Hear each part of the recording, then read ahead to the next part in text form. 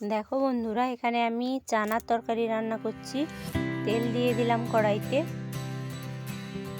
তারপরে দেখো আমি পেঁয়াজ দিয়ে দেব। পেঁয়াজটা একটু লাল লাল করে ভাজা হয়ে গেলে